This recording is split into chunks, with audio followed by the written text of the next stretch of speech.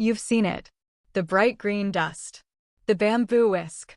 The tiny ceramic bowls that cost more than your entire coffee setup. Matcha has taken over your feed, your local cafe, and apparently your aunt's entire personality. But here's the question nobody seems to be asking out loud. Is matcha actually healthy, or did a really good marketing team just convince an entire generation to pay $7 for fancy powdered tea? Let's start with what matcha actually is, because most people don't know. Matcha is green tea. Same plant. Same leaves. But instead of steeping those leaves in hot water and throwing them away, you grind the entire leaf into a fine powder and consume the whole thing. That means when you drink matcha, you're getting everything the leaf had to offer, not just what leached out into hot water. This is where the health claims begin, and to be fair, this is also where they have some actual science to stand on. 1 cup of matcha has roughly the same amount of antioxidants as 10 cups of regular green tea. That number gets thrown around a lot, and it's not entirely made up. Because you're consuming the whole leaf, you're getting significantly more catechins, which are those plant compounds linked to everything from reduced inflammation to improved heart health. The most famous one is EGCG. It's been studied for its potential to fight cancer cells, support metabolism, and protect your brain as you age. So yes, matcha is healthy in ways that regular green tea isn't. But here's where the marketing starts to twist the truth. The dosage. Most studies showing dramatic benefits use concentrations of EGCG that you would never get from drinking matcha. You'd need to consume somewhere between 5 and 10 cups a day, every day, for months, to approach the levels used in clinical research. And matcha isn't caffeine-free. In fact, a single serving of matcha contains about the same amount of caffeine as a cup of coffee, sometimes more. That's not a bad thing if you know what you're signing up for, but it's worth noting that the calm alertness people describe isn't magic. It's caffeine plus L-theanine, an amino acid that modulates how caffeine hits your system. L-theanine is real. It does promote relaxation without drowsiness. And matcha has more of it than regular green tea. But again, the effect is subtle. It's not a pharmaceutical. It's not going to rewire your brain after one latte. So why does everyone feel so good about drinking matcha? This is where psychology enters the picture. Matcha isn't just a beverage. It's an identity. When you order matcha, you're signaling something about yourself. You're health conscious. You're sophisticated. You're part of a community that knows the difference between ceremonial grade and culinary grade. Compare that to ordering a soda. One feels like a small betrayal. The other feels like self-care. That's not an accident. That's branding. The wellness industry has mastered a specific psychological trick. They take something that has some genuine benefit, amplify it with selective science, and wrap it in ritual. The whisking, the measuring, the precise water temperature. All of that ritual creates cognitive dissonance. You put effort into something, so you believe it must be valuable. Psychologists call this effort justification. It's the same reason people who go through difficult initiations report loving the group they joined. The harder the process, the more you convince yourself the outcome is worth it. Matcha isn't difficult to make, but it's more involved than ripping open a tea bag.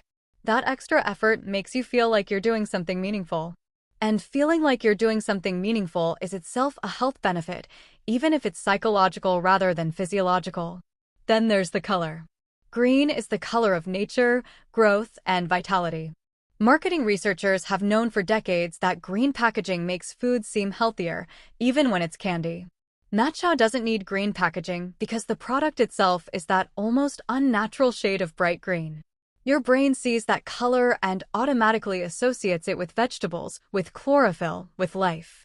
Put the exact same drink in a brown cup and call it something else, and people would rate it as less healthy. The color does half the work. Let's talk about the downsides, because the internet doesn't like to mention those. Matcha is grown in the shade for several weeks before harvest. That increases chlorophyll and amino acid content, which is good. It also increases the absorption of heavy metals from the soil. Tea plants are bioaccumulators. They pull minerals and toxins from the ground. Lead, in particular, tends to concentrate in the leaves. With regular green tea, you steep the leaves and throw them away, so most of the lead stays in the leaf. With matcha, You consume the entire leaf, so you consume any heavy metals present. High-quality matcha from reputable sources tests for this. Cheap matcha from non-transparent supply chains often does not. Drinking low-grade matcha every day could expose you to concerning levels of lead over time. That's not fear-mongering. That's public health data. Another downside. The caffeine.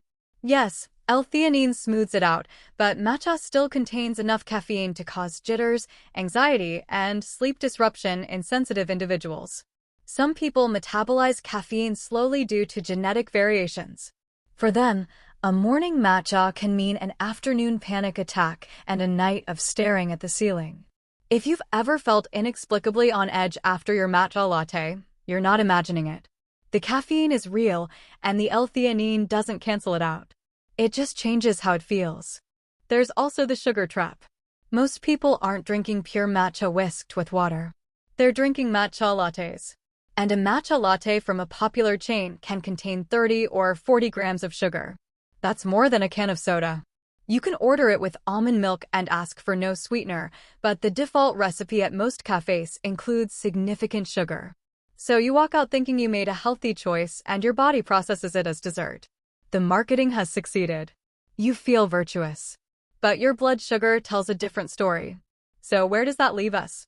Is matcha a genuine health food or a beautifully packaged illusion? The honest answer is both, and the difference comes down to how you consume it.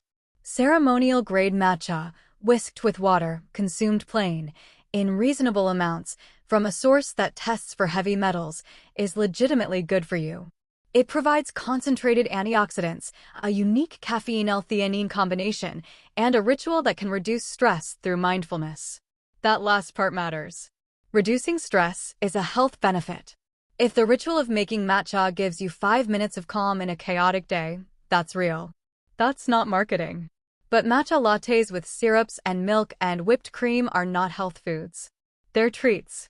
And the cheap matcha powder sold in bulk on online marketplaces, the stuff that looks more brown than green, the stuff that doesn't tell you where it was grown or how it was tested, that stuff might actually be doing more harm than good. Low-quality matcha can contain elevated levels of lead, fluoride, and even pesticides. You're not getting the antioxidants. You're getting contamination. The psychology behind the matcha obsession is fascinating because it reveals how much we want to believe that small, beautiful choices can fix big, complicated problems. We want to believe that a drink can undo the stress of a 40-hour workweek. We want to believe that a $7 purchase is an investment in ourselves rather than a transaction. We want to believe that the people on social media, glowing and serene with their bamboo whisks, have found a secret that we haven't.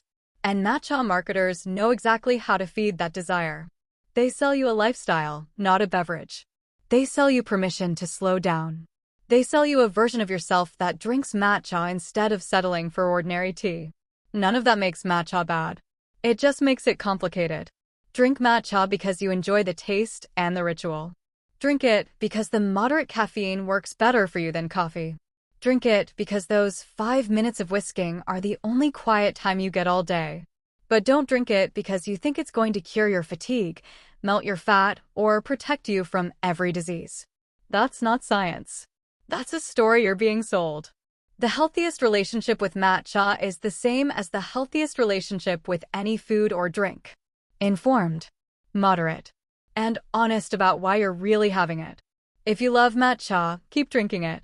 Just know that the person who brews plain green tea, steeps it for 3 minutes, and drinks it while staring out the window is getting 90% of the benefit for 10% of the price. The extra money you're spending isn't buying better health. It's buying a feeling. And, depending on your budget and your priorities, that feeling might be worth every penny. Just don't call it medicine. Call it what it is. A beautiful, carefully marketed, moderately healthy, genuinely enjoyable cup of tea.